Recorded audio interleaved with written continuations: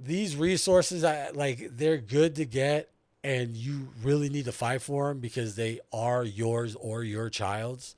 Is you got to be so aggressive on getting your paperwork done, pushing these things through, these electronic signatures, everything.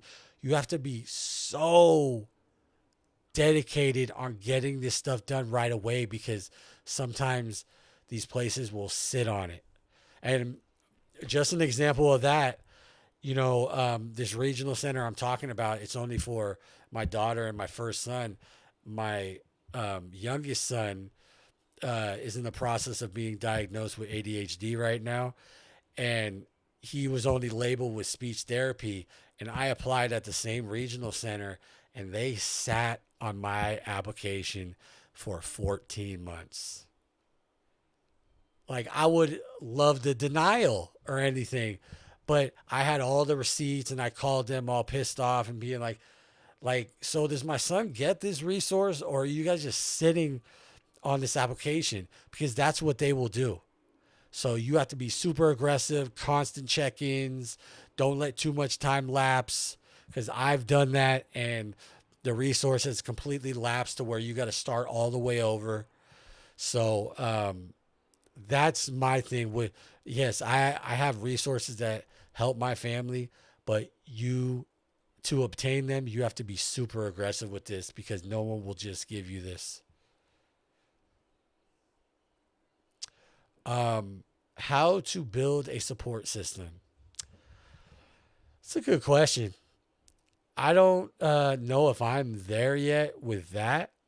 Um, I feel like singular, just myself. I've built kind of a good support system for myself, and knowing that I'm doing everything to the best of my ability, even when I think I'm not.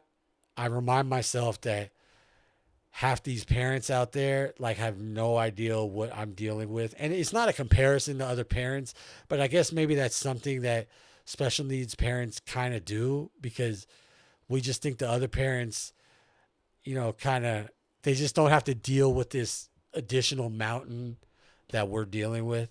So I don't want to sound like disrespectful to other parents, but sometimes not knowing, um, I don't know. Trying to word this. I don't know. So sometimes um, there's always a comparison with special needs parents and regular parents, and um,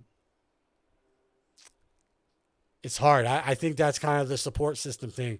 Is your support system is reminding yourself that you're doing everything that you can, even though you compare yourself to other parents that might be doing more. But you got to realize that you're your own parent, you're living your own life, and that's pretty much my support system. Just reminding myself that I've maybe a little bit more on my plate than the regular parent, and that I'm still doing what I can every day, if that makes any sense. Encouragement for parents who just received a diagnosis. Well, encouragement is your child is still healthy.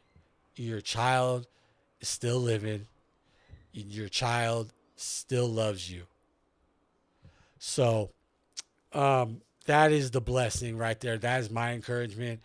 And when you get this, you know, your life and your kid's life is not over. So encouragement is now you finally have a diagnosis basically on concerns that you always had, and now you could do something about it. I think the diagnosis is always good because now it's like you could start from that day on and be hustling for resources and learning and just any way to help your child, because it's kind of like before the diagnosis you got a smoke screen.